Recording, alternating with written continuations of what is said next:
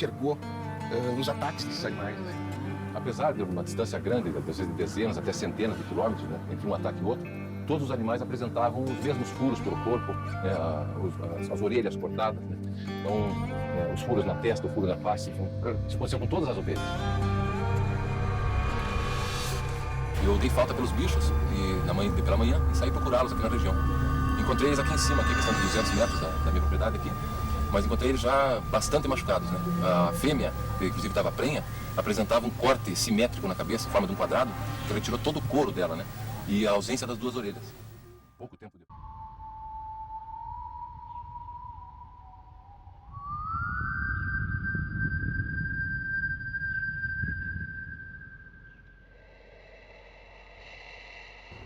A lenda que perdura por décadas, a curiosa saga do chupa-cabra.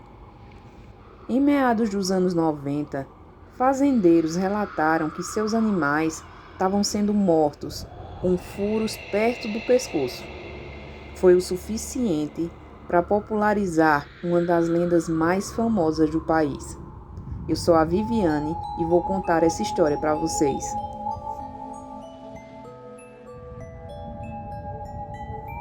Mitos de monstros e criaturas desconhecidas sempre fazem sucesso em diferentes culturas ao redor do mundo.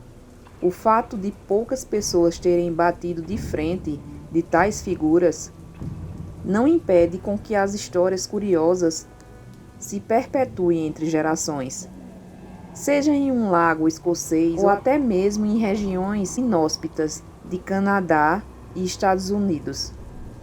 Esses contos até hoje reúnem pessoas que juram de pé junto que esses animais realmente existam, independente do tempo em que eles viveram ou foram flagradas pela primeira vez.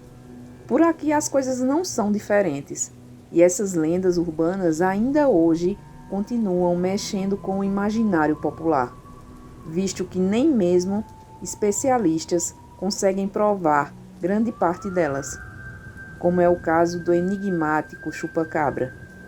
Apesar de muito difundida em terras tupiniquins, a lenda do chupa-cabra não nasceu por aqui. Segundo explica a matéria da BBC, os primeiros relatos da criatura foram registrados em Porto Rico, em meados dos anos 90. Por lá, o monstrengo era descrito como um ser que andava em duas pernas e que tinha cerca de 1,5 metro de altura. Além disso, sua figura também era conhecida por ter olhos grandes e aterrorizantes, longas garras e espinhos nas costas. O bicho, de acordo com relatos de testemunhas, matava animais de criação e chupava todo o seu sangue. Assim, o nome dado a ele faz todo sentido. Além do Caribe, histórias parecidas passaram a ser registradas em diversas outras regiões, como a Rússia, o México, os Estados Unidos e, obviamente, o Brasil.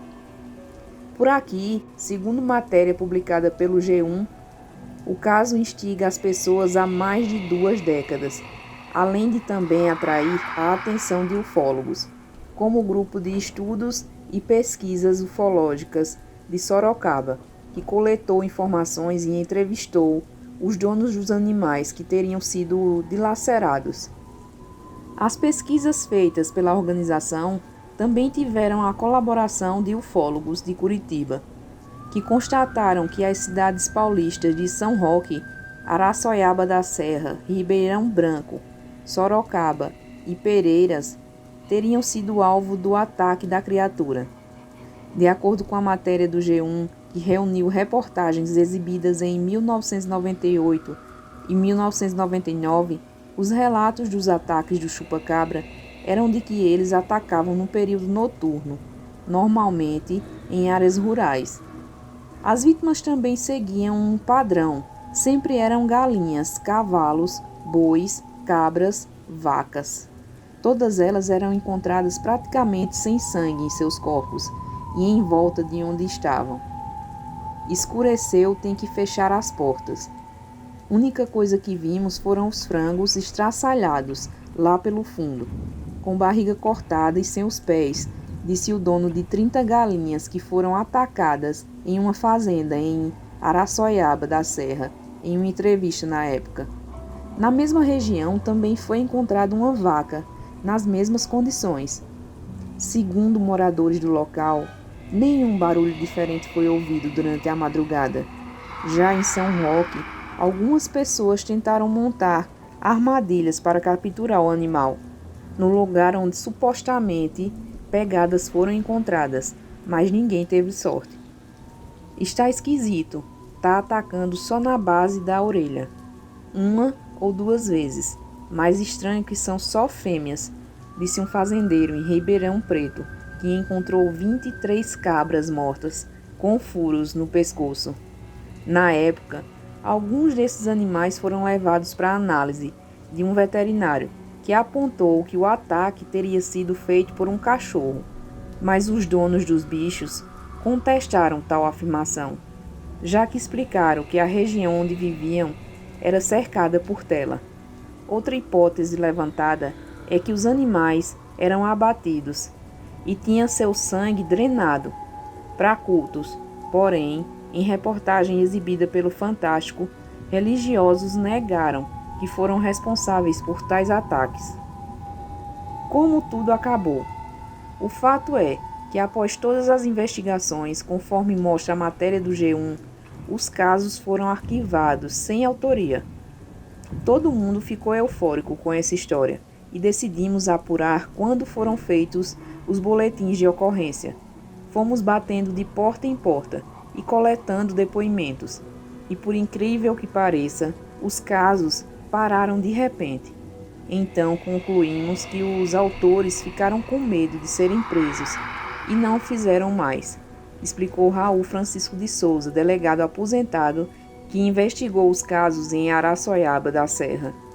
Esse fato de que os ataques cessaram fez com que o ufólogo Marcos Leal, que trabalhou no caso junto do pesquisador Carlos Alberto Machado, questionasse a resposta dada pelos veterinários de que os responsáveis por tudo isso foram animais.